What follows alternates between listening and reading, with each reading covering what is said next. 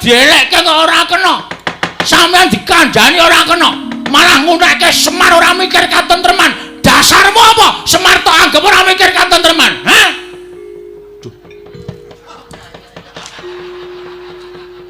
Nanti etor truk. Golek rokok. Aku titip ya. Orang keidit kok titip. Apalan kowe.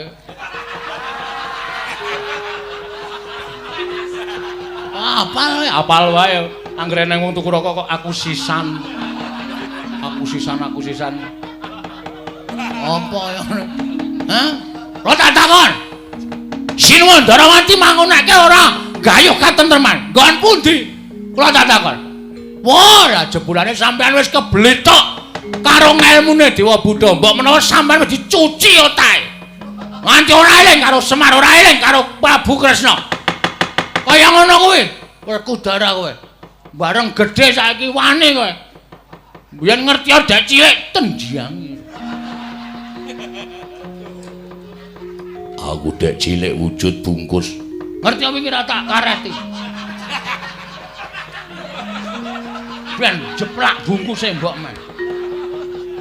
Mangkel aku ora. Wah.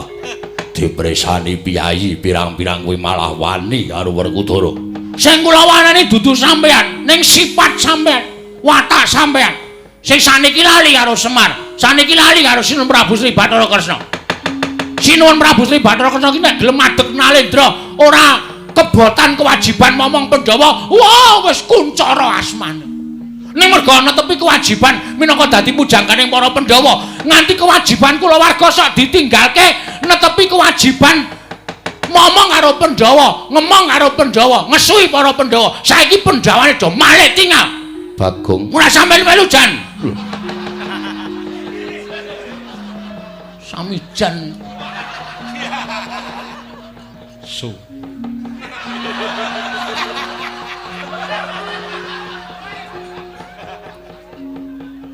Hah?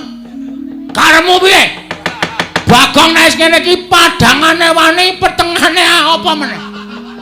Aku padang wani, peteng wani. Ah petenge bener kok aku. Kok meneh padang? Mana isine? Oh, Bagong tekan ndi omongane malah ora. Arep kepiye? Wah, pono